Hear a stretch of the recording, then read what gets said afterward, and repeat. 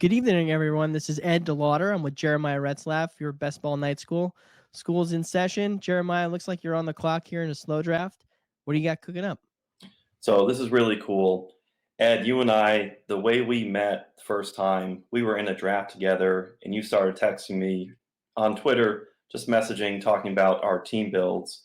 And it was just neat. We were really just interested in getting to know each other, and we both love this game. So here we are, we're in a draft together. It was bound to happen. At some point, we'll be in a draft together. So what we'll do for this show, I'm going to make sure that I just talk about my team. I'm not going to lay out any further players in my queue, and Ed is just going to be neutral on this. So what I have going on, I have Jahmyr Gibbs at the 9 pick, Marvin Harrison at 16. The player in my queue is Sam Laporta. That sets me up for directions I can go. I've got a running back in Gibbs who can be the number 1 overall running back in fantasy football. I have Sam Laporta, who could be the tight end 1 in all of fantasy football. And then, of course, what could unwrap for draft day for Marvin Harrison. So here we go. I'm going to go with Sam Laporta. Definitely dig the selection there, Jeremiah. Certainly set you up for some line stacks later. So I think that was a good process there. I picked just ahead of you here, and I wound up going Rashee Rice, who is now back in the news after some developments in his case going on there in Texas. We might talk about that a little bit later. But I started this draft out with Breece Hall, then went Brandon Ayuk, and then Rashee Rice. So we both have a running back, 2 receivers, although yours is a tight end, mine is a wide receiver. But I think we both have some pretty solid builds to start this draft out here. And one last note on this little draft here. It is so much fun to enter a draft and see people who are in with you. There's so many familiar names across all these drafts. So that's one of the most fun parts of fantasy football, because you know all these names in the industry and you get to draft and compete against every single type of fantasy player that's out there, from all the sharpest to just your casual player. It's so much fun. So we have a new little board out, and that's how we got to start here in the first 3 rounds. And then we had our risers and fallers from Underdraft, their drafts tweet. Last week, we speculated on movement. Now, what do we make of the actual movement? So we were talking last week about the Houston Texans, and then, of course, the Buffalo Bills fallout of the trade, Stephon Diggs to the Texans from the Bills. Changes in ADP after the Stephon Diggs trade. We have now C.J. Stroud up 8.7 spots. Joe Mixon, 4.6 spots. He's moving up.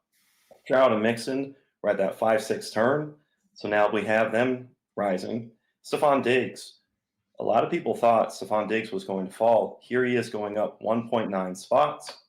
Dalton Schultz down 3.7. Nico Collins, 5.7 spots down. And Tank Dell dropping 6.9 spots. So my take and my read on this is that Stephon Diggs going up is actually getting him closer to Nico Collins.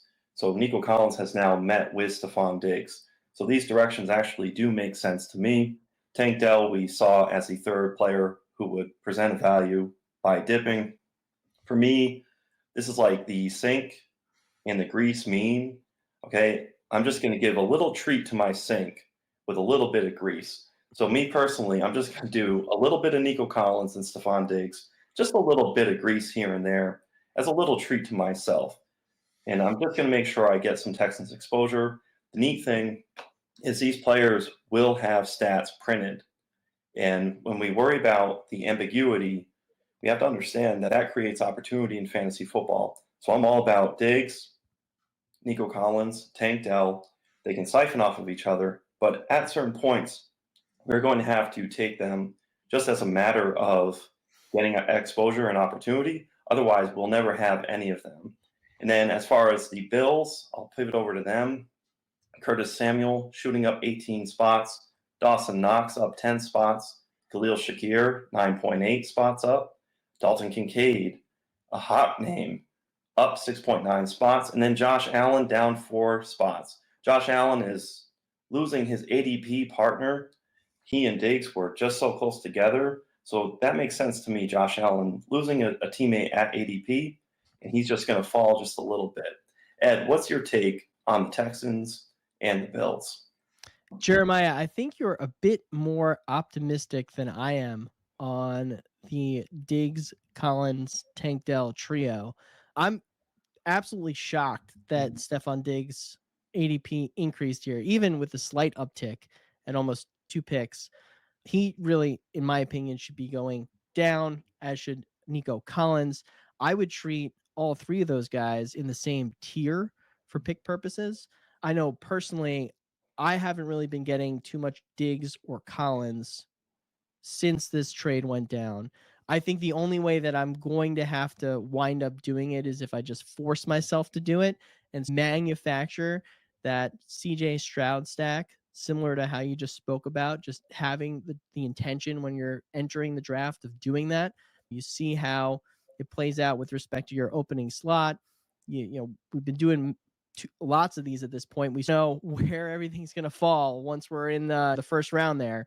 So you could probably at that point just decide, hey, I'm going all in on the Texans here and just manufacture those stacks. I'm probably more interested in where Tank Dell's at, but even him, I think he still has to fall a little bit because his ADP at this point is still higher than Keenan Allen, who I think that Allen has a much clearer path to opportunity. Sure, there's some ambiguity there potentially if the Bears take a receiver at 9 in the draft. That certainly is still in play. But I do think that Keenan Allen has established himself enough as a veteran that he's going to at least have a pretty consolidated target share there with DJ Moore, whereas we're not really sure how this target share is going to play out on the Texans. With respect to Schultz and some of the other players there on the Texans, I'm a little bit surprised that Schultz is still, as high as he is. He only fell about 4 spots. I think there are so many other pivot points later in the draft. You could take Musgrave or Freiermuth 3 rounds later. To me, like those are the same type of guys there with respect to what you're getting out of the tight end position. So I really don't get Schultz as to where he's going. Again, I'm probably not taking him unless I try to manufacture that Texan stack. Mixon's interesting. I might dabble with him in the dead zone a little bit. He is a little up after this trade. He's definitely a bit interesting. There is some potential there that they maybe draft somebody. That could certainly happen. But I do getting some exposure to him. And again, the only way that I'm probably taking CJ Stroud in these drafts is if I like manufacture myself into taking him. I can't imagine entering a draft and going, what sounds great right now? A naked CJ Stroud. I don't think I'd ever be doing that at these inflated prices. With respect to the Bills on the other side, I do think that Allen is a big value here. I get that he fell and that Diggs is no longer there, but you know what? Diggs really wasn't there for the last like half of the season. So I don't really understand why there's a dip there. Maybe it's just related to the fact, like you said, that the stacking partner is not there. So the people who are drafting there aren't forcing it as much. But to me, Allen is still a value. I think Dalton Kincaid is going right about where he should be with respect to Mark Andrews. He's about a couple picks below Mark Andrews right now. That's about right. Curtis Samuel initially, I think his ADP, you take a look at where his ADP was prior to the start of free agency. It was like I think it was like 160, 170-ish, right? He's now all the way up to 102. At first glance, you got to think, wow, that's a really bad price. But if you take a look at the other receivers that are going around him, if you just ignore the rookies, right, for now, right, let's just ignore the black box rookies at this point. He's going around that unsexy veteran wide receiver tier of Lockett and Romeo Dubs. Samuel is an easy pick among those 3 other receivers. So while initially the spike in ADP with Curtis Samuel, gives me some pause, I'm probably still in on him at where he's going. Khalil Shakur, less. I'll probably only take him if I've already secured Allen and I'm just looking for another receiver. But overall, I do think that these ADP changes have me avoiding the Texans a bit and embracing some of the Bills as to where they're going in these underdog drafts. So, Jeremiah, speaking of drafts, I do have a draft where I'm on the clock right now. I'm here picking at pick 127. We are not in this draft together, so I think we could talk about this one a bit more openly. This draft, I'll concede, is a bit of a mess. I started off with Justin Jefferson at pick 7, filled out the wide receiver room with Michael Pittman Jr., Keenan Allen, Christian Watson, Josh Downs, and Troy Franklin. I have Jonathan Taylor and Joe Mixon, both at running back. Those are my 2 running backs so far. I have Mark Andrews at tight end. He's my sole tight end. And then I have Kyler Murray, who I took a little below ADP at pick 90. There really isn't too much correlation here outside of the unstacked Colts. I was going for Richardson. Richardson was taken ahead of where I was looking to snag him, but I still leaned into the stack with Josh Downs so that I could just smite my opponent who decided to steal Anthony Richardson from me. We're here in this draft. I don't have anybody in the queue because, quite honestly, I am just lost here. I guess I could go with some running backs here since I've got Jonathan Taylor and Mixon. We got Chuba Hubbard, Blake Corum on the board. Those 2 sort of interest me. I don't think scrolling down too far will get me too much help, but that's probably what I'm looking at here. I've got a pretty solid wide receiver room. Jeremiah, what do you think of this build so far? And what do you think of where this pick might go? And I guess, what do you normally do when you find yourself in a draft that just becomes messy, so to speak? Because it does happen from time to time. So what do you do when you're in this messy situation here, like I find myself? So I like what you have with Justin Jefferson at pick 7. Huge value there, even though it's in the first round. We'll talk about that a little later. What I tend to do in a jam like this is you actually keep drafting through to get through. So essentially is your Pittman stack with Richardson, it got busted. You were going for it. It didn't happen. You just continue further down the line. What you can do is just keep getting players at ADP and then hope that it matches up and aligns with some quarterbacks later in the draft. So you'll end up missing and you get busted, you get sniped. I had this happen earlier with a Ravens stack. I took the shot on Lamar, hoping that Mark Andrews would be there on the way back. It gets busted. I couldn't even get Zay Flowers either. So the primary pass catchers, granted, there's Derrick Henry, who I could have tried to get, but he was tough to get as well. I only have Lamar in that instance. I'm just going to keep going and shuffling down, and it's disgusting, but I will end up looking later for an Isaiah Likely, a Rashad Bateman. I've had another situation where it's Deshaun Watson, and we're falling and falling with a knife, and I just got to take him. But by then it has been so late, but it's such a great value on Deshaun Watson. So it's disgusting. I plug my nose, but I keep swimming for Elijah Moore and Deontay Foreman, who I believe Deontay Foreman is living between 18th and 20th round. Elijah Moore is in that back 3 rounds as well. So that's where it becomes attainable. You're just going to keep drafting through to get to. And what I would do here with your build, you've got Kyler as your onesie. Doesn't look like you have a stack, although that could change if Troy Franklin were to go to Arizona. We love Mark Andrews. You're settled and in great shape at tight end. So we're not pressed. There's a lot of late tight end value there. You have Justin Jefferson, quite possibly the number 1 receiver in all of football, quite possibly reestablishing himself next year as a number 1 overall pick.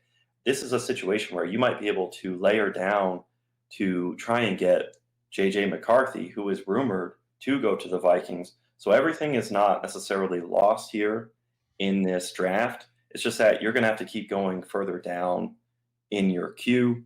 And what I would do, since quarterback doesn't seem to present itself with this team, again, your receivers are Jefferson, Pittman, Keenan Allen, Christian Watson, Josh Downs, Troy Franklin. I would just go and pivot over to where you have a need at running back. You have Jonathan Taylor, Joe Mixon. I see Blake Corum there. We've talked before in prior shows about Chuba Hubbard, Blake Corum. I would just go with Blake Corum. He's about to be unwrapped like Christmas Day. The draft is coming. Blake Corum is going to get a spot, and we won't be able to get Blake Corum at this ADP. So while we're swimming to get through, I would go and click on Blake Corum here as your third running back, and then we have it set up later for Jay McCarthy, possibly on a speculation, pairing up with Justin Jefferson. I like the process thought, Jeremiah, and I am going to go with Blake Corum here because we do expect his ADP to rise after the draft. So I'm going to be taking Blake Corum here because I'm probably not going to be able to get him at around that pick later on. Welcome to the team, Blake Corum. Jeremiah, speaking about going through players, I know you had mentioned Justin Jefferson as a value there in the first round. I know that you have your rankings out at this point on Fantasy Football Plus Network, their website. Shout out to Bradley Stalder, who's running that website there. Jeremiah, you have your rankings published there. I'm working on getting mine out, but you've got yours there. So why don't we go through your top 12 and see what you got there? I'll give you my top 12. We'll maybe work out some of the differences and discuss where our thoughts differ perhaps with some of the players here. So why don't we go top three for top three? I have Christian McCaffrey, Justin Jefferson number 2, Tyreek Hill number 3. Who are your top three? Interesting. So I have McCaffrey, Hill, and Lamb in my top 3. So there's I think a huge difference there with Jefferson, who I have much later. Let's talk about that there. Why do you have Jefferson at 2, given all the ambiguity at the quarterback position there?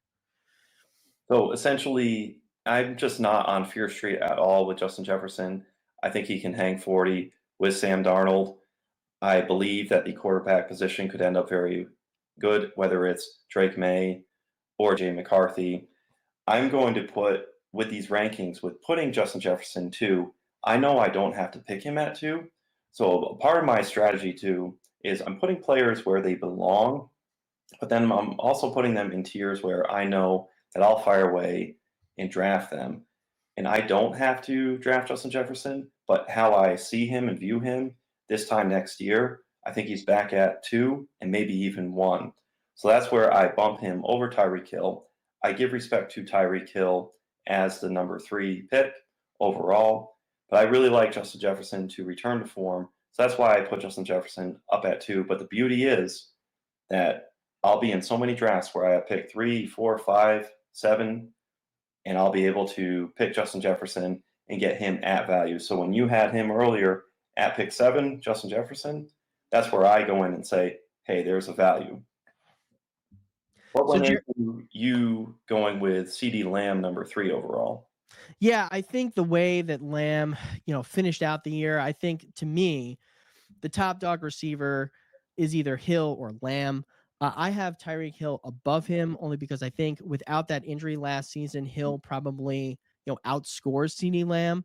But I mean, we have to, I think, just respect the way that CeeDee Lamb finished out the year. He's going to return with Dak Prescott. All the pieces are there that made him a smash, last year. Whereas with Jefferson, there is some differences there in quarterback. I will concede the point that I also believe that Justin Jefferson can smash with Sam Darnold there for sure. Would it be shocking if Justin Jefferson is the wide receiver 1 in best ball this year? No, it would not. That's why he's going in the first round. These are just small differences that we have here in the ranks. But to me, CeeDee Lamb, there's more certainty there only because he's returning with the same crew that he did it with last year, and that's why I've got him at 3 above Jefferson.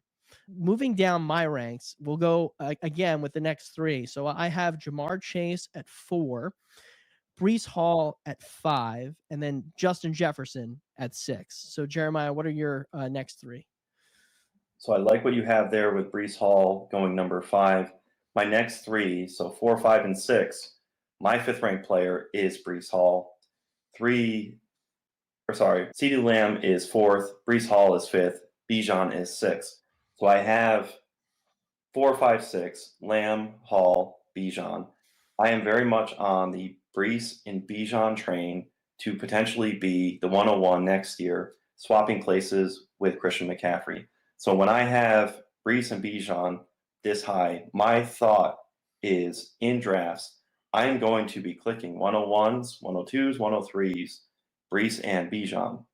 So by default, I will have less requisite exposure to Christian McCaffrey. So that's a stand that I'm making because most people would just take Christian McCaffrey no matter what. Anytime they get the 101 or somebody passes on CMC, they would take CMC with the 101 or the 102 near 100%.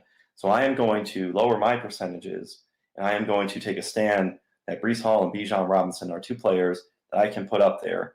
A lot like I have Justin Jefferson really ranked high. I'm also going to take some stands with Brees Hall and Bijan Robinson. So I have a small space between Bijan and Brees Hall in my ranks. I've got Justin Jefferson there, who again I have at 6. Do you see a difference between those two players this season with respect to just certainty? Because for me, I think that there's a clear line with Brees above Bijan, only insofar as Brees was able to really smash last year with Zach Wilson as his quarterback. He's getting the upgrade in Aaron Rodgers. And even if, let's just say, like worst case scenario, Rodgers comes back and he's not himself, he's still going to be better than Zach Wilson. For me, I think there's just more certainty there with Brees Hall as opposed to Bijan, who still has Tyler Algier there. I know that Arthur Smith is gone, so there may not be shenanigans there. And with the new coach there, I think that there's probably more urgency to use just one running back there as opposed to a committee system. But what do you think about those two specifically? Because I think that's something that we could maybe dive into and talk about.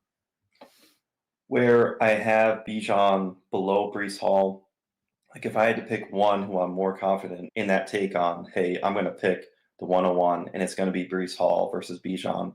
Where I have that extra confidence in Brees Hall is he has Izzy Abanikanda behind him. Bijan Robinson has Tyler Algier. Tyler Algier is not just going to forget how to play football. So I really like Brees Hall just being the main guy, getting fed absolutely by Aaron Rodgers. Kirk Cousins, he knows how to feed his running backs, but I just give that slight edge to Brees Hall. Tyler Algier can still get some requisite snap share and eat into some of what Bijan Robinson has. We are bullish. We are over the moon on Bijan Robinson. But in the back of my mind, I have to file that and put it away just a little bit. When we're splitting hairs here, I'm all about Brees Hall. And I just see the confidence that Brees Hall has, how he went off at the end of the year last year. We've seen it take place in action. We saw some liftoff prior to Brees' rookie year injury. Bijan Robinson has yet to entirely show it, but this is really still splitting hairs. But that's where I have Brees Hall over Bijan. But we're clearly both very confident in them as players. What are your next 3? So going down my ranks, I've got, if I could just refocus here with respect to my ranks. There we go. Okay. Yeah. So I've got Bijan, who we discussed. I have him just outside the top 6. He's number 7. Amon-Ra St. Brown at 8, and then AJ Brown at 9. So how does that compare to where you've got the top 12 here? For me, I've got AJ Brown later. He is my 12th player ranked, so you have him just a little bit higher there at the 9 spot overall. To me, AJ Brown, it's him against 5th graders every single week. We see AJ Brown put up solid numbers. He's in the first round for a reason. I just happen to a little bit what I have from these 3 players over AJ Brown, and I'll list out my next 3, 7, 8, and 9. Jamar Chase, Amon-Ra St. Brown, and Jahmyr Gibbs. Essentially, it's a callback to Jamar Chase being what he can be with Joe Burrow, and then Amon-Ra St. Brown and Jahmyr Gibbs being part of that lethal Lions stack and team that can just go off. So I'm very much, the theme in my rankings too, is I'm going back to the well on Justin Jefferson here, and ahead of St. Brown, Gibbs, and then AJ Brown, who I have ranked 12th, I'm going back to the well with Jamar Chase, ranking Jamar Chase 7th overall. Yeah, interesting. I think you're a bit lower than consensus on Chase. You're lower than me. To me, I think that he is primed to smash again this year with Burrow back healthy. I think that you obviously agree. He's in your first round, so the range of outcomes is there for wide receiver 1 overall. I guess I can understand it a little bit, only insofar as you've got to think that T. Higgins might be healthy and steal some stuff there. So makes sense to me. I'm not gonna, quibble with it too much, quite honestly. I think we've got a pretty solid first group of 8 players that are all within a tier, and that's usually how they go in ADP. We've got some slight differences, so it makes sense to me. AJ Brown for me, like I said, he makes it at my 9th player overall here, only because you've got Kellen Moore there as offensive coordinator. We've seen what Kellen Moore does with wide receiver 1s. Keenan Allen had an absolute bonkers year last season as the wide receiver 1 there on the Chargers. Prior to then, it was CeeDee Lamb in his first year as being the true guy in the true wide receiver 1 on the Cowboys there, and he smashed. So that's why I've got A.J. Brown there. I think that if there is going to be an Eagles player that is going to smash, it's going to be A.J. Brown, and I want to prioritize that stack a bit more, only because I really want that high upside quarterback as well as the high upside wide receiver to go there. So I have A.J. Brown a little up in my ranks. It's neat to see how you have taken a little more of a stand on Jamar Chase, and I've taken a little more of a stand on Justin Jefferson. How does the back 3 look for you? So I've got Puka Nacua, Jahmyr Gibbs, and Garrett Wilson, which I believe is somewhat similar to where you're at, save for Gibbs, who you mentioned earlier. So what about you? Why don't you just go through how you got them in what order, and we can maybe talk about some differences there. So it's neat for these 3 players. You and I have Puka and Garrett Wilson. We talked about A.J. Brown. I have A.J. Brown at 12. You have him higher. And then in favor of, you have Jahmyr Gibbs at 11. You and I are both aligned with Puka Nacua at 10. He just initially seemed like a player that he might get faded. He might boost down. There's no way we could do this twice in a row. But I'll tell you, every time I click on Puka Nacua, I feel great. So we've seen what Puka Nacua did. He's a late round draft pick. He really came through. He had a phenomenal season, and it's justified. So I feel phenomenal when I click him at pick 10.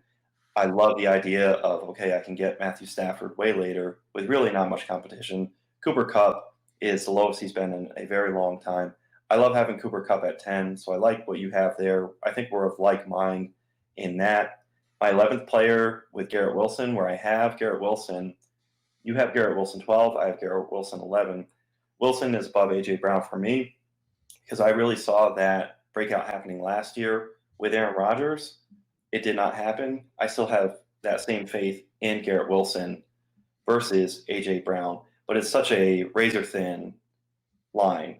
But that's where I have 10, Puka, you and I, and then 11 and 12 for me, it's Garrett Wilson and then A.J. Brown. So what are your thoughts on that? Yeah, I can't really quibble with it. I think that all those players are where they should be. I also feel great anytime I'm able to draft Puka Nacua. It just sets up so nicely. You could stack him so easily with Kupp and Stafford, as well as maybe even get some Kyren, although I have, if we go with the next tier, you may not necessarily see Kyren there, but in the ranks, I should say, because I'm a little bit lower on him, as I think you are lower on him than consensus ADP at this moment. But I can't really quibble with any of the ranks there. It looks like you pulled up a draft, Jeremiah. What are you cooking up in this slow draft here? Well, I started off with Anthony Richardson. This is a little board draft. You and I are not in the same draft. It's a beautiful thing. You love to see it. Quarterback, Anthony Richardson. I have 0 running back. And then I have 3 receivers. Justin Jefferson, there he is at pick 5. DJ Moore, pick 20. Michael Pittman Jr. at 29. I'm bullying with my tight ends. Trey McBride at pick 44. Brock Bowers at 68. So the method to my madness, and this is something that I'll speak to a little bit later, I am just doing something wild where I am not drafting a running back until I get to the 100s. I've made it to the 90s. The 90s were great, but let's get to the 100s.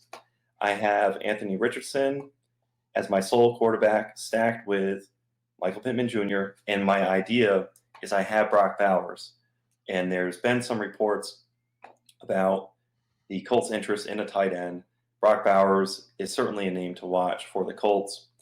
And then Trey McBride, I believe he can end up being the tight end 1 overall in fantasy football. So there's a lot of good things set up here. I'm set and forget. I'm done with my tight ends. And now I'm in a situation where my pressure is off because of what I've simulated for myself. I'm not picking a running back purposefully until I get to the 100s. So here I have in my queue, I'm at pick 77. I have Kyler Murray. Then later at 109, Josh Downs to complete the Colts stack. Michael Wilson, I've clicked on some Cardinals at pick 150. Michael Carter, I haven't clicked him in a long time, 237. And then I also have DeAndre Hopkins at pick 76. He's way down in my queue. I would like to go with DeAndre Hopkins, but I don't know if I'm going to be able to have Kyler Murray.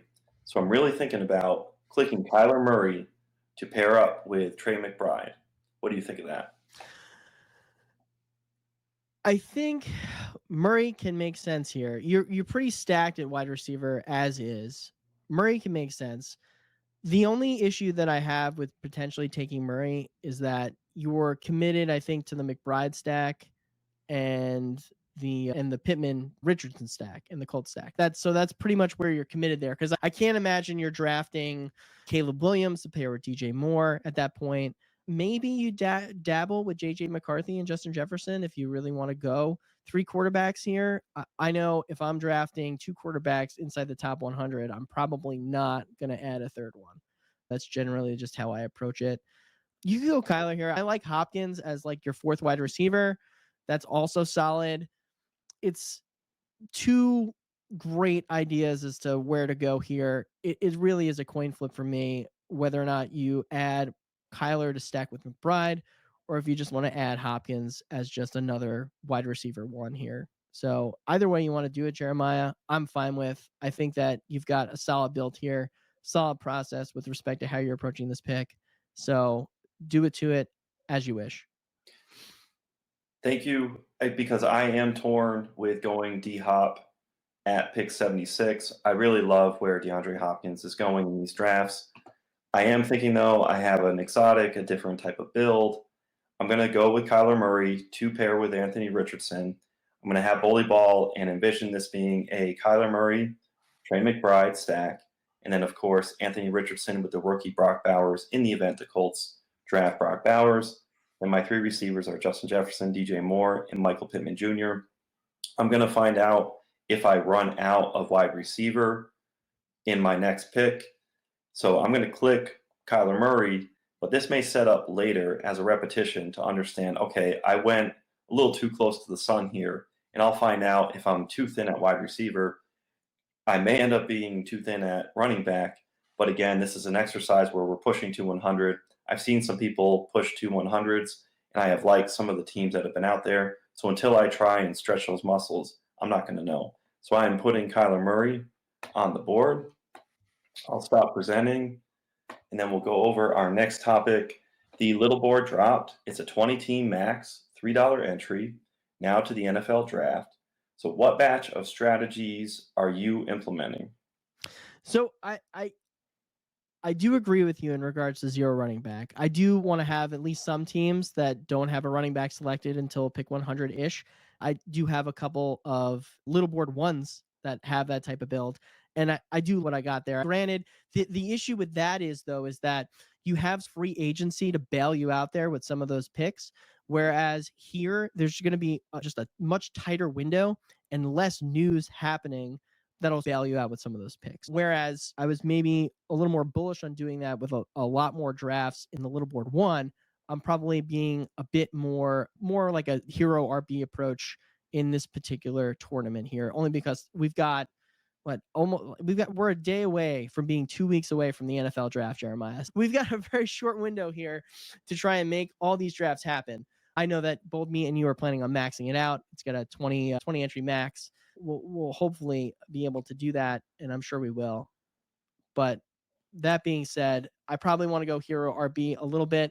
With respect to some of the builds that I'm working on in some of these drafts, I am a bit more interested in catching some of the falling ADPs here. We talked about the Bills before, Josh Allen falling. I'm interested in snagging that up. Also, the Chiefs with Rashee Rice falling, perhaps falling even more because now the charges have been brought out against him as to what he's being charged with. And I think people are probably going to be pretty scared by that. So I'm going to probably catch those falling ADPs in this particular tournament. When people go one way, you could really profit in fantasy football by just zagging in the other direction. And that's probably what I'm going to do here with a lot of these ADPs. So that's sort of my strategy here. The other thing that I do want to talk about that I don't think I really listed on the show sheet is that with this particular tournament, only because there is such a tiny window here until it closes, and because there isn't going to be that much news that's going to be happening, I'm more interested in this particular tournament of just going crazy with just ignoring ADP, so to speak. So with respect to that, I know that in that past draft where you had Kyler Murray or DeAndre Hopkins would have been the choice at ADP, whereas like going Murray there sets you up with a much more unique build insofar as Murray you're taking well above where he usually goes. And in regards to that, you're just creating some advantages there in the event that he smashes. I like that. It's just a good idea of what you're saying. You throw out ADP, you take your stand at this point. To that point, I got to talk to Omega King on Twitter, and as far as I'm concerned, that is his legal name. So Omega King, he mentioned the idea to me about taking stands within a tournament and firing away at a team or a build strategy within a tournament. So maybe one of those things could be you're going to take Breece Hall as much as you can in round one, every chance you get. Granted, in 20 drafts, he may get picked on 5 of them in front of you, but in those other 15 where you're earlier than ADP or you're right at ADP, you just go and snag Breece Hall. So then you just have something different and leverage on the field. I spoke earlier, something else that I'm doing. I'm drafting 0 running back until I hit the 100s. Granted, the draft that I had where I was with you, it was just a draft where I had Jahmyr Gibbs already. So I'm not implementing that strategy in our draft that we had there. I'm not implementing that strategy in all 20 drafts. So I may end up having half of them, 6 or 7, where I am just going to make that stand and just go crazy waiting until the 100s. I am also working on Colts stacks, Eagle, Texans, all within those first 6 rounds. If I have any 2 of Anthony Richardson, Jalen Hurts, CJ Stroud, I will set and forget QBs the rest of the way. Now, for you, Ed, do you have a pick on the clock? I do. Let me pull that up here. I'm currently working on another draft here. Let me just pull it up. I did not have it in the queue here. But this is a big board entry here. I've got a Texan stack, or at least a small Texan stack, so to speak, with CJ Stroud and Nico Collins. I prioritize that here. Unfortunately, it blew up in my face because if you look, I originally tried to go for the Eagle stack, but unfortunately, Jalen Hurts was taken right before I selected Travis Etienne here. Boo hiss, didn't get it, so I pivoted towards CJ Stroud and Nico Collins. So we've got that going. The rest of the wide receivers are, as I said, Devonta Smith, A.J. Brown, Jacoby Myers, Ladd McConkey, Rashid Shaheed. I have Kyle Pitts as my lone tight end.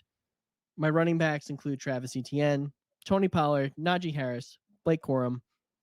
Pollard, Harris aren't really players that I'm like too excited to click. I just took them here because the board's really dried up with respect to everyone else. I already had taken Pitts. I didn't want to double up on tight end that early. I just wanted to take a stand with Pitts being the guy. So I went running back there. And CJ Stroud, again, is my lone quarterback. I'm sitting here at pick 154. Xavier Legette was just taken ahead of me by Denver 1812. I've got 1 hour on the clock, so I'm a little pressed for time here. I've got Roman Wilson queued up. With respect to some other options, I guess I could add another quarterback. I'm not really that pressed here. I could probably wait a bit more. I do have some later stacking options with Rashid Shaheed and Derek Carr, and also and if I want to take a stab on a rookie quarterback going to the Raiders with Jacoby Myers, so I'm not too pressed. With respect to this build, where do you think this pick is lining up here, Jeremiah? As I'm apparently losing my voice, why don't you take over and try and help me out here? You're so speechless based on this beautiful team that you've drafted, and I'm going to lead you through this draft. I'll lead you through the click, and we'll actually go over another one of my drafts after this before our next segment. I like what you have going on with your wide receivers. Again, your tight end is Kyle Pitts. You can absolutely love Kyle Pitts being a top 5 tight end. Your receivers in Brown, Nico Collins, Devonta Smith. You mix and match. It's pretty cool. It's like the Spider-Man meme with the Eagles and the Texans. They're just pointing at each other, and you're able to take advantage of people who are chasing one stack or the other. So in pivoting and prospecting, if I lose out on some Philadelphia, I'm just going to head over in these first 6 rounds at some Houston Texans. And then if I miss on one of those two, I have the Indianapolis Colts. What I would do, you have Roman Wilson highlighted. It's pretty neat. Ricky Pearsall is further down in the queue. Ricky Pearsall and Roman Wilson are converging in ADP. And I've had this exercise occur before where I skip on Roman Wilson because he fell to me. Roman Wilson fell to me in a draft, and it didn't make sense. There's been some good buzz about Ricky Pearsall, so this might be behind. Part of that, you had so much Senior Bowl hype for Roman Wilson, and then Ricky Pearsall, closer to this NFL draft, is getting more hype. I am actually encouraging you to click Ricky Pearsall here and see if Roman Wilson falls down to you at the next pick. That's an interesting way of approaching it. I will say I definitely have more Roman Wilson right now than I do Ricky Pearsall, so I'm not adverse to that strategy. And I think that is what I'm going to do here based off of you coaching me up through this roster. Let me draft Ricky Pearsall, add him to the team with the hopes that Roman Wilson perhaps continues to fall and I could add him a bit later. Jeremiah, we're going to continue our prospect and pivot series. I'm sorry. That's right. You wanted to do a draft. I'm so sorry. I almost died there with my voice. So I totally spaced on that. So go ahead. What do you got cooking here in this slow draft?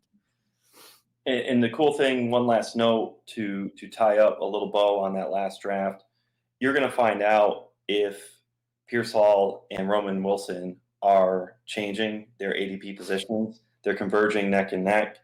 And it's just a little something that you can see because it just shows you that if Roman Wilson is dipping, that we're going to want to get hot to clicking Ricky Pearsall as maybe we see Ricky Pearsall shooting up our draft boards. So this draft here, again, this is just an exotic idea I have. Lamar Jackson is my quarterback. I have 3 receivers in Puka Nacua, Drake London, and Rashee Rice. I spoke earlier to getting sniped on Mark Andrews. Mark Andrews here has been sniped. There's been a couple times where I've tried to connect. I go 3 receivers, I hit Lamar Jackson, and then I don't connect on Mark Andrews, or I do connect. When it does connect, my team is just blowing up. I'm so excited and thrilled. So what I have now, again, I'm fading running backs in this build until the hundreds. It's an extreme kind of build, but I'm all about it, especially in this low risk $3 streets draft that we have. So I have queued up right now at the top of my queue. This may be crazy, but I'm thinking of going Patrick Mahomes. I have Patrick Mahomes and Lamar Jackson, and then I would have Rashee Rice stacked with Patrick Mahomes, and then Lamar Jackson, to what I spoke to earlier. I've got Flowers gone. I have Mark Andrews gone. I am going to look for Isaiah Likely later. I'm going to draft through to get to, and then, of course, Rashad Bateman. I don't mind clicking rookies as well, hoping that there will be a match that unfurls for Lamar Jackson. What do you think of me going with Patrick Mahomes in this instance? I do like it, although it does give me some pause to do that, only insofar as you have Puka Nacua, you've got Drake London. At this point, Pitts, you did miss out on Andrews. I'm assuming Pitts is still live and active. Is that fair to say or no? Yeah, okay. So Pitts is available. I suppose if you want to fade that Falcon stack here, you could go Mahomes, because if you're going Mahomes, you're not taking Kirk Cousins later. That's one way you could approach it. I think I would probably lean towards passing on Mahomes here and hoping and trying to hit that Falcon stack later. Only because the chief you do have here is Rashee Rice, who there is some issues there potentially. I don't think that he's ultimately going to miss too much time game-wise, maybe like a 1 or 2 game suspension, but who knows? It might play out differently. So that's the only reservation that I have with taking Mahomes here, is that it does you forego the Falcon stack with London and Pitts. So to me, like, I would probably value that stack more than I would taking Mahomes here to pair with Rashee Rice. And I know that you got Marquise Brown also in your queue. Yeah, he might fall to you at the next round there. That's possible. I would probably value that Falcon stack a little bit more than I would the Chief stack here, particularly compared to their ADPs. Now that you point that out, I feel like I'm being overzealous in trying to chase Patrick Mahomes this early. I am trying to be different, but maybe I'm being a little bit too different in this instance. And especially when I don't have a prime stack for Lamar Jackson, I spoke to some of the secondary and tertiary players to pair with Lamar Jackson. And now that you highlight Pitts with the idea of being able to go later with Kirk Cousins, and then I'd have London, Pitts, and Cousins, I'm going to go with that. I'm going to pivot over to Kyle Pitts. Before you do that, Jeremy, I was going to say, I forgot that you're also prioritizing running back in rounds 100 and after.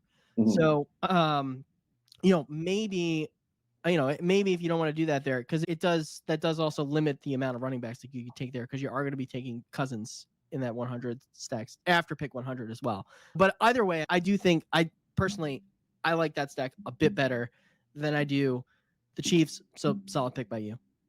Yeah, I appreciate that. You pointed me in the right direction. I was so excited. I'm like, you know what? I gotta click this. What am I doing? What was I thinking? So I'm going to stop presenting there, and we can head over to pivoting and prospecting. So we've had this prospect and pivot series that we've had the past couple of weeks, Jeremiah. We did the wide receivers week 1. We did running backs last week. We're now on to quarterbacks. And I'm going to start this segment talking about why you should be taking Caleb Williams in round 9. He's going at pick 105. Caleb Williams is the best quarterback prospect to enter the draft since Trevor Lawrence. He's a walking highlight reel. He's got abilities to create plays out of structure. He could play within structure too. He checks all the boxes. However, I'll concede that there are prospects, particularly quarterback prospects, that have checked all the boxes before, and they haven't hit and they haven't panned out. But you know what? Caleb is entering this season in perhaps the best situation a rookie quarterback can enter into since Ben Roethlisberger led the Steelers to the Super Bowl his rookie year. He's got DJ Moore and Keenan Allen as his 2 wide receivers. He's got a sure-handed safety blanket in Cole Kmet at tight end. The Bears could also add another weapon at pick 9. The stars are aligning for Caleb Williams to absolutely smash this season, and that's why you should be taking him in round 9. Who do you suggest we perhaps pivot to, Jeremiah, instead of Caleb Williams here? So let's just pivot over to Tua Tagovailoa, 110 ADP, round 10. Tua was QB9 last year, 4,624 passing yards, was number 1 in the league. Why fade a quarterback who has Tyreek Hill, Jalen Waddle, and Devon Achane as a pass-catching weapon out of the backfield? Raheem Mostert had 21 touchdowns, and that is bound to regress. Tua had 29 passing touchdowns. It was 5th in the league. Envision a Xavier-worthy draft pick at 21. Maybe Johnny Wilson in round 2 or 3. Mike McDaniel's track record is to lean into speed. This number can go up. Caleb Williams may have the prospect profile, but Tua has the nut setup from a play calling and surrounding talent standpoint. So that's the prospect and pivot there. I'm going to prospect you on Jayden Daniels, 129 ADP, round 11.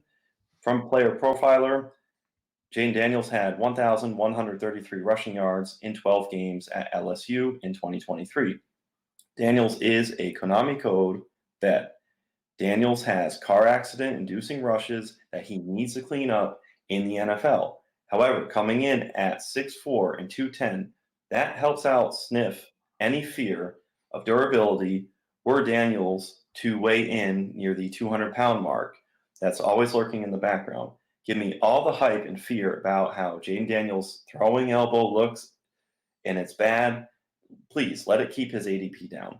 I like the 4-point passing touchdown upside that a rushing quarterback like Daniels can provide versus Kirk Cousins. So you're paying a steep discount from someone who I think can end up elevating into the Anthony Richardson spot this time next year.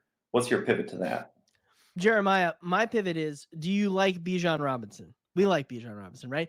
Do you like Drake London? Yes, we like Drake London. Do you like Kyle Pitts? Yeah, we like Kyle Pitts too. Then you will love the quarterback that you're going to be stacking them with in Kirk Cousins. Sure, he's coming off a torn Achilles, but he's going to be ready to go for the start of the season. Cousins hasn't finished outside of QB 12 in fantasy points per game in 4 years. He's going off the board as QB 17. So, that he's going well below where he normally finishes as a quarterback for the year in fantasy football. He's an absolute value and a smash, particularly if you're getting exposure to Bijan, Drake, and Pitts. And that's why you should be pivoting over to Kirk Cousins so that you could take these higher upside guys in the opening rounds and then stack them with Kirk Cousins, because you'll like that. Jeremiah, I am going to prospect now over to Drake May. May is one of the quarterbacks that are going to be taken. He's going to be taken within the first couple of picks here in the NFL draft. He's a toolsy prospect. All right. He's got the size. He's 6'4", 223. He's the bigger quarterback between Jayden Daniels and Caleb Wilson. Player Profiler has Josh Allen has the best comparable player that he's got there. That's the upside that you have with Drake May. He threw 38 passing touchdowns his sophomore season at North Carolina. Followed that up with 24 last season. May is just he's a raw prospect. There's a lot of potential risk there, but if he does hit, I think he's going to hit big, and that's why you should be prospecting to him in round 13. Jeremiah, where are we pivoting over to? Pivot over to Baker Mayfield, 151 ADP, round 13. Baker Mayfield is simply underrated. In my previous veteran pivot of Tua, I mentioned that Tua was quarterback 9. Baker was quarterback 10 in 2023 and is going almost 40 spots later than Tua. 566 pass attempts was number 7 in the league. I see no reason for it to slow down with Mike Evans returning, Chris Godwin, we love some Trey Palmer, and of course, Rachaad White utilized out of the backfield. Offensive coordinator Liam Cohen worked with Mayfield with the LA Rams. Baker Mayfield suffers from anchor bias we place with being the number 1 overall pick, being in all the commercials, and then of course not living up to the hype. Carving out a role in a high pass volume offense with the ability to hover around QB 10 to 14 for the foreseeable future is a mass success versus when Baker could have flamed out completely from the league and lived in Clipboard City. So this is just huge for Baker Mayfield. People who are stuck and he needs to live up to the number 1 overall pick, those people are already lost. But we're talking about a guy who could have been picked quarterback 32 or worse and flamed out of the league. So give me this spot with Baker Mayfield in the 13th round, hovering between quarterback 10 to 14. You love to see it. For me, I'm going to send it over to a prospect in J.J. McCarthy at 189 ADP. The current bet for J.J. McCarthy is that he will lock up with the Minnesota Vikings and conservatively play the back half of the season with the likes of Justin Jefferson, Jordan Addison, and then by the time J.J. McCarthy plays, a healthy T.J. Hawkinson. So a perfect complement to a rookie will also be Aaron Jones, offering flexibility out of the backfield as a veteran. J.J. McCarthy, he's lauded as a limited passer. He's drawn rave reviews on his throwing mechanics and throws he has been able to make on film. Barring health, Bryce Young will play the entire season, so the bet for Jay over Bryce will have to be J.J. McCarthy to be your third quarterback in a build who can lift your team late and outplay the rookie disappointment that was Bryce Young. So what's your pivot? Pivot is to Bryce Young, who you just mentioned. He's going off the board at pick 187. So few players had a rougher go of it last year than Bryce Young. He had only 2 top 12 finishes last season at the quarterback position. Gross. He averaged 10.4 fantasy points per game. I couldn't believe that when I actually looked it up. That's like worse than a wide receiver 3 at a quarterback position. Oh, that's so gross. But anyways, listen, it can't get any worse. Okay, it can't. He's got Dave Canales there as head coach now. He's about a little bit of a quarterback whisperer. The Panthers added Diontae Johnson as a weapon that's going to always be open for Bryce Young. Listen, things have got to get better than 10.4 fantasy points per game. And at the very least, you know that if they don't get better, he's at least going to be starting all year. So unlike J.J. McCarthy, Bryce Young is locked in as the Panthers starter. And again, he's got to be able to score more than 10.4 fantasy points per game. That's got to be like one of the worst quarterback performances ever. There's no way that he does it again this year, particularly with Canales there now as head coach and Diontae Johnson catching balls from him. So Jeremiah, do you have a pick on the clock that you'd like to handle? I sure do, and I've titled this the BestBall Night School Invitational. We put out a $3 cash game, high stakes draft for all our buddies out there that we love, our listeners. You got myself, you're in there. We have Omega King, who we talked about earlier, Wyatt BFF. I have Jacob Fabian in here. And then we also have Free Fries. Shout out to Free Fries. He's been an excellent listener. Love the feedback that he provides. So we have, I believe, Jeff Bell in here. So there's a lot of good people in this draft. So granted, you and I are competing here. I am just going to state what is going on in this draft for my team. I've started off with 3 receivers, CeeDee Lamb at 3, Stephon Diggs 22, Chris Olave 27.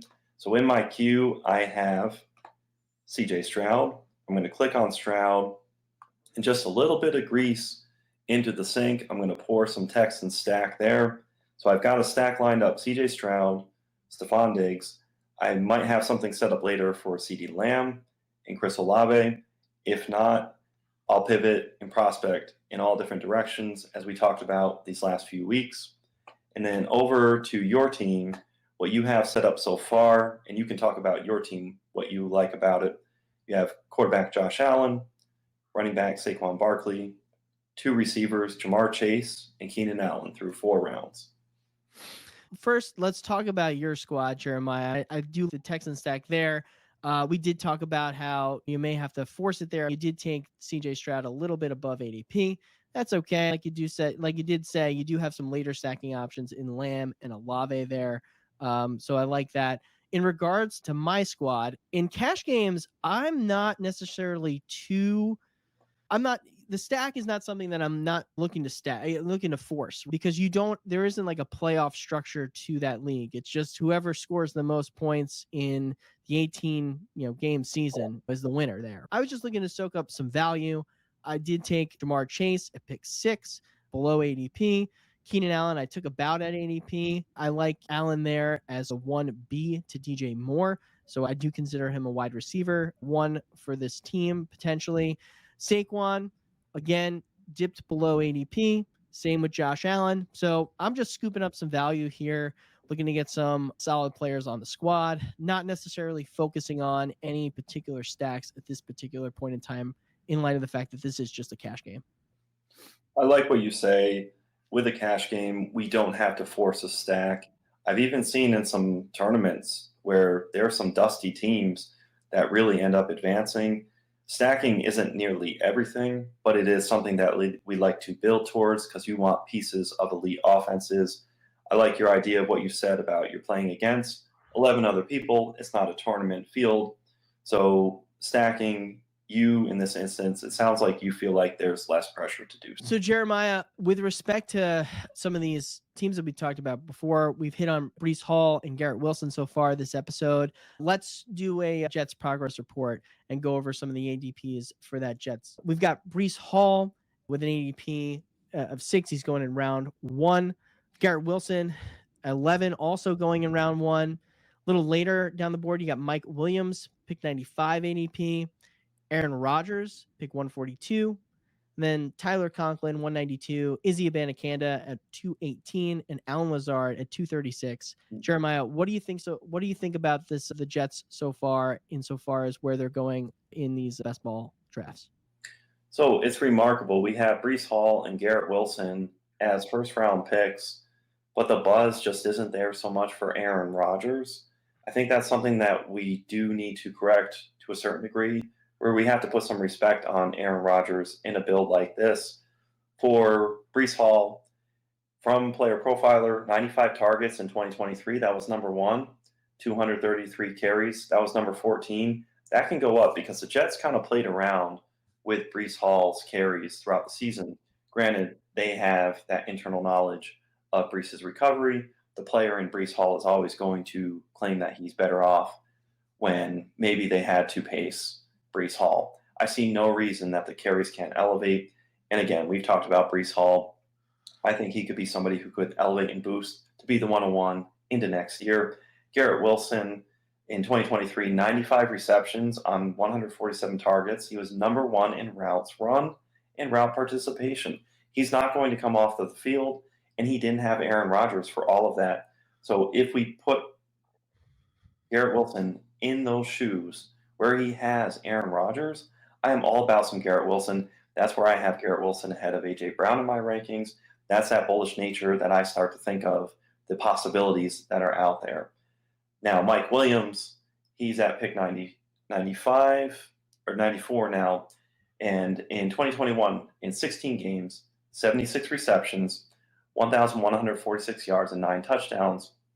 That was good for 15.4 fantasy points per game for Mike Williams. That was 13th at the wide receiver position. So Mike Williams, there was a day where he was getting picked in the 3rd round of drafts.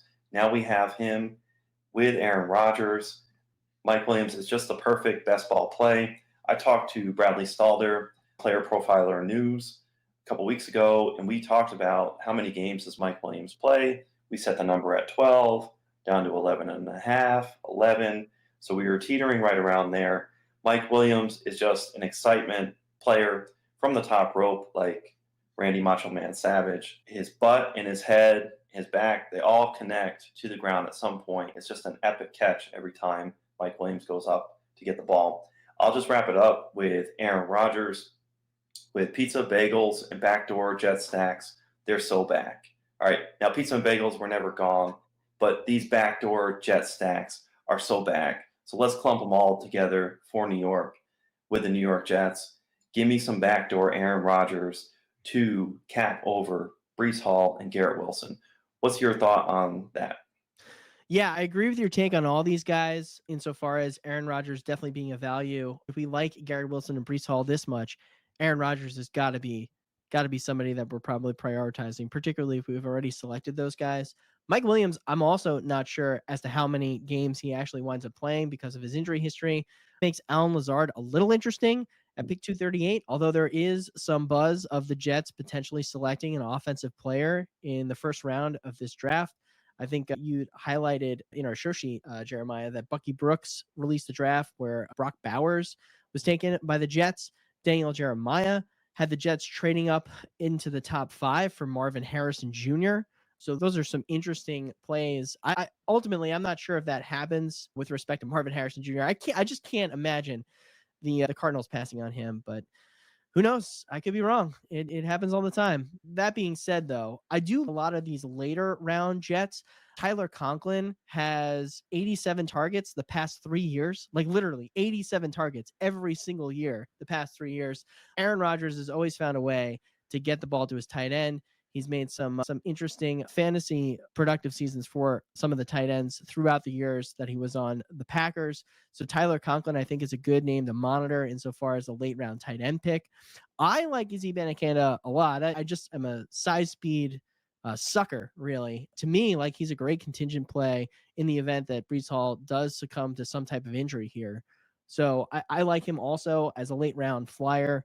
Going at pick 218, can't go wrong insofar as he's just a straight up contingency play in the event of a Breece Hall injury. So I do a lot of these Jets that are going late, especially perhaps even more so than some of the Jets that are going as early as they are. But I do agree with you pretty much in regards to your analysis regarding the top players that you talked about here on the Jets progress report. Very nice. So that's your Jets progress report. The coolest thing about this is post NFL draft, it'll just be an entirely crystallized outlook. I have another draft that I can pull up, and I'll go to a little board. There's 1 hour remaining. What are we going to do? Are we going to get through this? Let's see if I can get some counsel. I have Lamar Jackson. Oh, here we go. Beautiful. So we've talked about this before.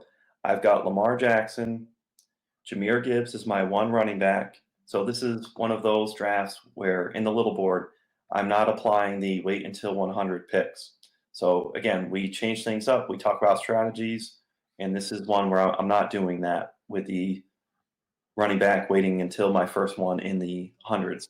So here we go. I have Lamar stacked with Mark Andrews.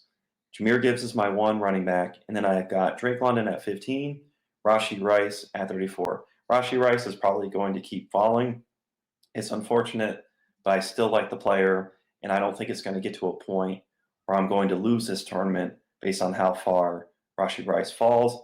But respect to the people who will get Rashee Rice at a later ADP than this pick 34. So it's neat. I've been able to start my picks, my first 3 picks, Gibbs, London, Rice. And then I've been able to come back with Lamar Jackson. And then I have to trust I got at pick 58. Mark Andrews is pick 54. So sometimes Mark Andrews is falling. Whereas we had other examples that I've talked about where Mark Andrews doesn't connect, or I didn't even have Zay Flowers to go and get. I have Mark Andrews here. So this is where it ends up being worth it and it pays off. If you only did 1 or 2 drafts, you would feel a little more pressed to maybe not risk it. But if you free yourself from having volume, you're able to take a shot. And in this point, it connected and it was very sweet. So now, what direction do you think I should go based on the team that I have? I'm going to highlight a couple players. I've got Calvin Ridley, Marquise Brown, Diontae Johnson. Which direction would you go? Would you continue with some wide receiver and anchor Gibbs, or would you go for another running back?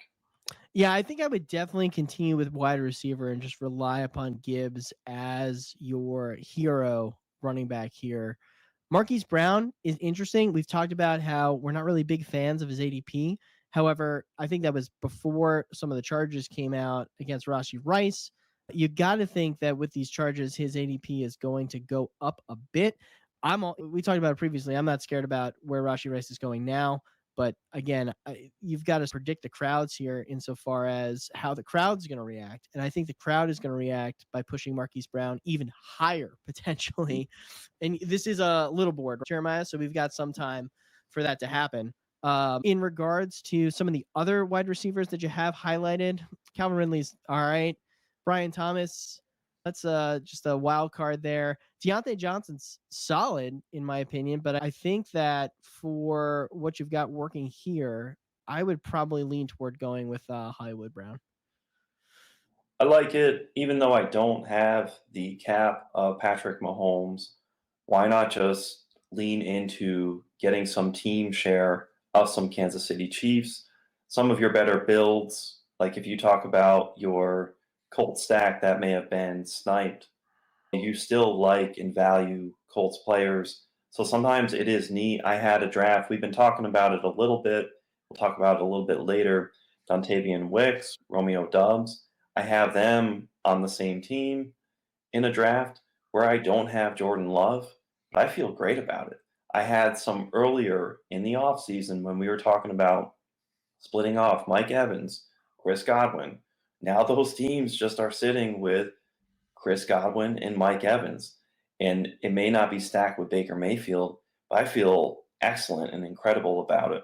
So this is something where my habit would lead me towards not clicking Hollywood Brown based off the fact that I don't have the stack. But in this instance, I like the idea of what you said to go with Hollywood Brown. I boost my team up with some Chiefs share, And then meanwhile, right now, the way I have it set up, I want Lamar to take me through those playoff weeks and fill out my QB1 spot, which means it doesn't mean that Rashee Rice and Marquise Brown can't pay off as well at their respective receiver positions. So that's just a different wrinkle that I can think of, and thank you for highlighting that. So what I'm going to do is I'm going to click Marquise Brown, and now my team layout again is Mark Andrews, who's paired with Lamar Jackson at the onesie positions. There are only quarterbacks and tight ends for my build. I have one running back anchor right now, Jahmyr Gibbs. Beautiful. The boat's not going anywhere because Jahmyr Gibbs is anchoring it. My three receivers, I love Drake London, and then Rashee Rice and Marquise Brown are there, unstacked from Patrick Mahomes. Drake London, though, as I'm reading and thinking this through, I may have Kirk Cousins available to me as my second quarterback. So what I'll do is I am going to pivot over to credit recovery. All right, do you remember in high school, you got to do test corrections, earn credit recovery to boost your grades in school? And with that in mind, we're going to talk about what are some players and their ADPs that you like to jump significantly and recover ADP credit from where they are drafted right now into 2025. I'm going to lead off and we'll just alternate and shoot back and forth. I've got Anthony Richardson, pick 59 ADP, 5th round. I have 33% exposure. Josh Allen is going at 27, Jalen Hurts at 36, Lamar 43. Richardson has top one ceiling, 4.4340 at 244 pounds. That's incredible when you say it out loud. I'm happy to re-roll and fade the injury fear. The 59.5 completion percentage with Konami QBs, I always like to think, can they improve their completion percentage just a little bit incrementally? So can Anthony Richardson just get 5% improvement? Another big wide receiver target added in the draft, or maybe Brock Bowers, who we talked about prior, at pick 15 or a trade up, would be gold for Anthony Richardson's development. So sign me up for Anthony Richardson this time next year, shooting up boards. What do you got next? I'll take the Anthony Richardson that was last year's Anthony Richardson, or I should say that doesn't really make too much sense, but more so Anthony Richardson as he was last year in Jayden Daniels. Like you hinted on this previously in the prospect and pivot segment of the show, and you made a really great case, Jeremiah. I've only got 6% exposure so far. Which I've got to work on that. Got to get those numbers up. He's going off in the 11th round. So right now with an ADP of 129, Daniels just has absolute great speed at the quarterback position. He's going to run a bunch in the NFL. And there really isn't too much difference, I think, between him and Richardson when Richardson was entering the NFL. They're both basically top 5 picks, or at least that's where Jayden Daniels is rumored to be going to be selected. So he's going to go to the Commanders, the Pats, or anybody else that trades up in that area. And with respect to Daniels, though, unlike Richardson, Daniels has the accomplished, passing resume. He won the Heisman last year. I think he threw for 48 touchdowns or something ridiculous last season. For me, Daniels is somebody who I think is going to just skyrocket in ADP once he rushes for 700 yards this year. So 40 touchdowns last season, not 48, 40 touchdowns last season. So I do apologize for that. But for me, I think Daniels is going to skyrocket here once the season starts, and he's rushing for at least 700 yards this year. So the next one I've got Trey McBride, 49 ADP, 5th round. I personally have 14% exposure. He's someone in 2024 who will make the jump, which necessitates drafting a tight end in round 1 again in 2025. So I believe somebody is going to make that jump. Now I need to put some respectfulies out there, as Jameis Winston would say. Sam Laporta, Kyle Pitts, Dalton Kincaid, and of course Mark Andrews are all players in that bracket. But give me Trey McBride to do this in 2025, be in that first round of drafts, bring a tight end back.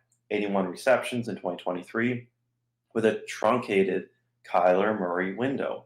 Zach Ertz was also consuming early season snap share. So between the Kyler Murray injury and Zach Ertz just being in the way, McBride did not have an unadulterated full season. He had a 26.1% target rate, which was number one for tight ends. Kyler is looking early and often for Trey McBride. Shout out to Debro, Derek Brown, who is all about the Trey McBride propaganda. I'm here for it. And as Debro would say, you love to see it. Who do you have next? So I've got another tight end, Jeremiah. I've got Michael Mayer, who's going in the 14th round, pick 158 ADP. I've got 18% exposure. I think we're both high on Mayer as a later tight end type. And I think justifiably, he started slow last year. The way that tight ends have typically developed, that's usually how they start. He had a veteran on his team in Austin Hooper that was fighting with him with respect to snaps early on. He overcame that competition and was seeing some pretty good route participation towards the end of the year, running 72% of routes in week 11, and then was consistently around the 60s until the end of the year. I think Michael Mayer is the type of tight end prospect that will have the slow development that Trey McBride had. I think that it is going to start this season, though, on McBride, who just exponentially, burst onto the scene last year. I think that Mayer's going to start this year. I think that by the time we're drafting next season, Mayer's going to go off the board as a top 10 tight end in fantasy football. Good call. I'm going to go next, pivot over to Diontae Johnson at pick 71, 6th round. I have 12% exposure. Dio John, as we like to call him, from 2020 to 2022, he ranks 6th, 2nd, and 6th in targets with 144, 169, and 147 respectively. That's from Player Profiler. Adam Thielen ranked 9 in receptions overall with 103. So the touchdown equity is what separates Dio John from being a number one receiver. So I envision the volume that Adam Thielen had last year can be provided and opportunity given to Diontae to allow for Diontae to end up being a wide receiver one in fantasy football. So we will be drafting Diontae Johnson rounds higher in 2025 based on this situation for Diontae Johnson. It really just sounds like it's a between the ears thing for Diontae. And if he can come to Carolina with just a clean slate and a fresh, clean, good attitude, and the team takes him in, I think we can see Diontae Johnson in 2025 raise up and get a lot of that credit recovery. How about for you? So for me, I'm going to go with another wide receiver here, Jeremiah. I'm going to talk about Rashee Rice. His ADP is falling, and we talked about the legal situation here that's going on. He's now going in the late 3rd round. He's got an ADP of 35.8. I think his ADP is probably going to continue to fall based upon the developments here, particularly when a suspension potentially gets announced or where that's looming, right? That an announcement potentially is looming if he winds up getting a suspension. I don't think things are going to get too much worse for him as he seems to be cooperating with this investigation. He spoke with the police. The only way that things get worse for him is if his attorney brought him to the police and he just lied to them, which if you're represented by competent counsel, that's not happening. All right. If you look at how Rashee Rice finished the year, basically since week 12 on, all right, he did not fall outside the top 24 weekly scoring at wide receiver. He really didn't do that. He only did that once in one game in week 16. All the other weeks, he was inside the top 24 as a wide receiver, scoring double-digit fantasy points pretty much every week from week 12 on. For me, he's just somebody who I think once this gets cleared up, once there's some reservations that I think the fantasy community deals with that are manufactured outside of fantasy football, I think his ADP is going to come back up. And I would not be surprised if Rashee Rice winds up going in the 1st round next year. Ooh, bold, spicy. I like that a lot. It's something that right now navigating based on all this legal trouble, people may not see it, but that is a very visionary call. I'm going to pivot over to last week we talked about Jayden Reed being overinflated. Now for my credit recovery, where I can get ADP value next year in 2025, I've got a combination, a tandem of Romeo Doubs, 102 in the 9th round, Dontavian Wicks, 144 in the 12th round. I personally, I'm doing a little audit here. I have less than 1%, but this is changing. I have a little over 30 outstanding drafts, and I'm clicking the buttons on Dubs and Wicks, and post NFL draft when other contests drop, I'm shifting towards Romeo Dubs and Dontavian Wicks. I am going the opposite of Jayden Reed's inflated ADP.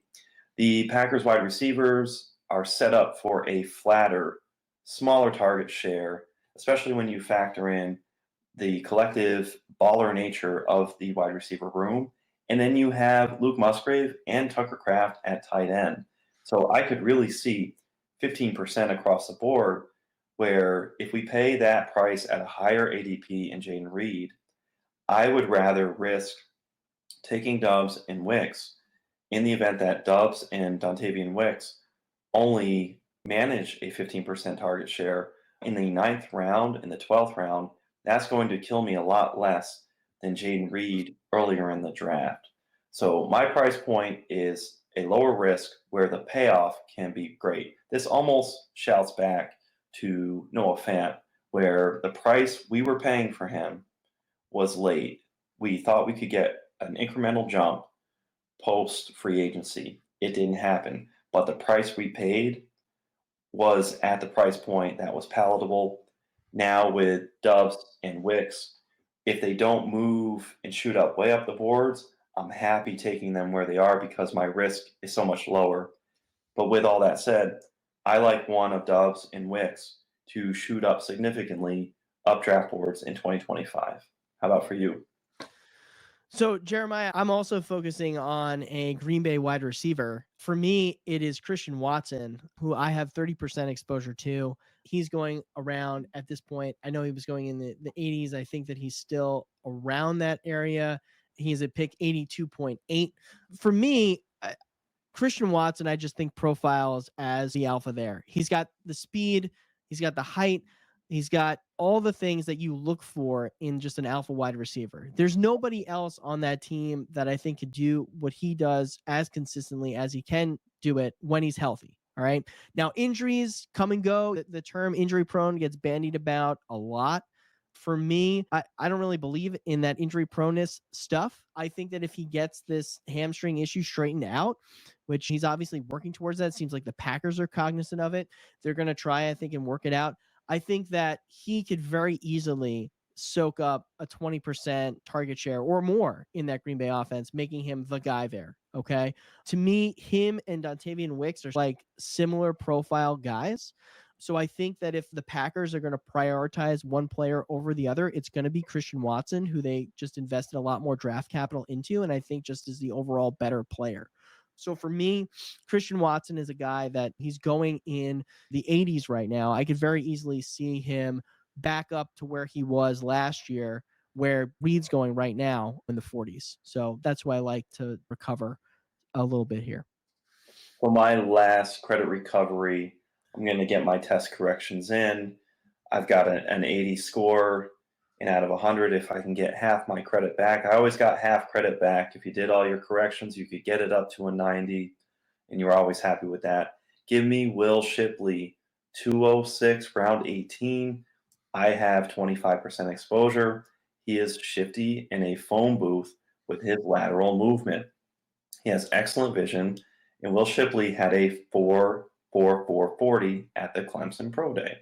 Real Analytics put out a tweet that has Will Shipley as the third best running back of the class for in-game athleticism.